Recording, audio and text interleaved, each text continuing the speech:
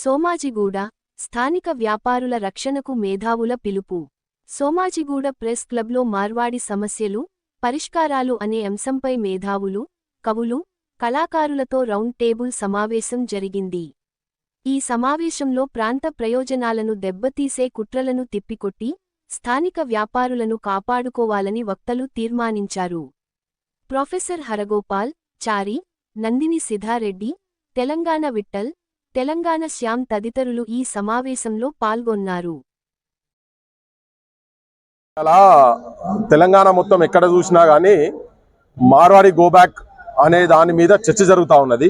దానికి తెలంగాణలో మేధావులుగా అసలు ఏంటి, దీని వెనుక జరుగుతున్నటువంటి ఏంటిది అనే దాని విషయంలో ఇక్కడ మేము ప్రెస్ క్లబ్లో మీటింగ్ పెట్టాం.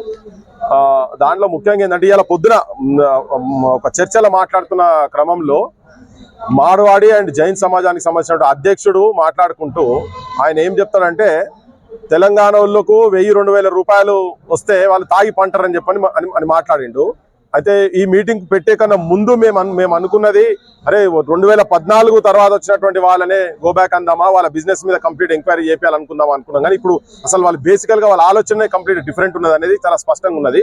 ఇక్కడ ఈ ప్రాంతం వాళ్ళకి రావాల్సినటువంటి హక్కులను కాలరాసి ఇక్కడ బిజినెస్లను మొత్తం కంప్లీట్ గా సర్వనాశనం చేసి వాళ్ళు ఇక్కడ పైసలు మొత్తం ఇల్లీగల్ గా వాళ్ళు చేసేటువంటి దందాలు మొత్తం చాలా మాక్సిమం 90% ఇల్లీగల్ దందాలే. వాళ్ళ మీద కేసులు కూడా మీరు ఏ పోలీస్ స్టేషన్లకు ఎక్కడ చూసినా కానీ బిజినెస్ లో జరుగుతున్నటువంటి 2 నంబర్ దందాలు మొత్తం ఈ బయటికి వెళ్ళి వచ్చినటువంటి మార్వాడి గుజరాతీ వాళ్ళే చేస్తున్నారు. కాబట్టి దీని మీద కట్టడి చేసి ఈ తెలంగాణ సంబంధించినటువంటి చిరు పేద వ్యాపారులు కుల వృత్తులను కూడా కాపాడుకునేటువంటి ప్రయత్నంలో భాగంగా మేము ఇక్కడ ఈ సమావేశం నిర్వహించాం. ఇది మొత్తం పల్లెలలో కూడా ఈవెన్ టౌన్లలో కూడా రేపు తీసుకుపోయి దీని మీద డిస్కషన్ చేస్తాము. తెలంగాణ సమాజం మొత్తం కూడా ఆలోచించాల్సింది ఏంటంటే, ఇది ఒక ఎట్లయితే మనం ఇంతకుముందు ఆంధ్ర పెట్టుబడిదారు వర్గాలకు వ్యతిరేకంగా తెలంగాణ రాష్ట్రం కొరకు పోరాటం జరిగి తెలంగాణ రాష్ట్రం ఏర్పడ్డ తర్వాత అన్ని వర్గాలు తెలంగాణ పునర్నిర్మాణంలో తమకు కొంత మేలు జరుగుతుంది, ఒక మెరుగైన జీవితం వస్తుందని తెలంగాణ ప్రజలు ఆకాంక్షించారు. భిన్నమైన రంగాలు భిన్న కారణాల వలన క్షీణించిపోయి చిక్కిపోతూ ఇవాళ చిన్న వ్యాపారస్తులు ఎవరైతున్నారు వాళ్ళ వ్యాపారంలో కూడా పెద్ద పెట్టుబడి రావడం వలన వాళ్ళ వ్యాపారాలు చిక్కిపోతున్నాయి. మా షాప్ మా దుకాణం ఉంటుందో లేదో అనేటువంటి ఒక అనిశ్చిత పరిస్థితిలో వాళ్ళు పడ్డారు. కనుక చిన్న చిన్న వ్యాపారస్తులందరూ కూడా మాకు ఏదైనా భద్రత కావాలి, ఈ పెద్ద పెట్టుబడితో ఇంత సంపన్నులతో మేము పోటీ పడలేము అనేటువంటి ఇవాళ ప్రధానమైన సమస్య. కనుక చిన్న వ్యాపార తెలంగాణ రాష్ట్రం వెనుకబడి ఉందని మనం పోరాటం చేస్తాం. వెనుకబడిందంటే ఏంటి? తెలంగాణ ప్రజలు భిన్న రంగాల్లో వెనుకబడి ఉన్నారని అర్థం.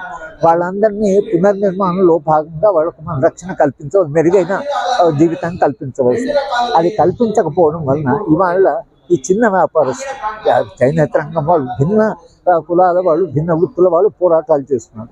ఈ చిన్న వ్యాపారస్తులు ఇవాళ మొదటిసారిగా తమకు భద్రత లేదు, తమ వ్యాపారం నిలుస్తుందో లేదో అనేటువంటి ఒక ఆందోళన ఇవాళ తెలంగాణలో వచ్చింది. దీనికి ప్రభుత్వము కనీసము 5 లక్షల జనాభా ఉండే పట్టణాల దాకా ఈ బయట వాళ్ళు వచ్చి వ్యాపారం పెట్టకుండా ఇక్కడ లోకల్ వ్యాపారస్తులు ఎవరు ఉన్నారో వాళ్ళని కాపాడాల్సిన బాధ్యత ప్రభుత్వం. అంటే ఇదేమవుతుందంటే, ఒక వ్యాపారస్తుడు వ్యాపారంలో చాలా అర్థం ఉన్న వ్యాపారస్తుడికి చిన్న వ్యాపారం పెట్టుకొని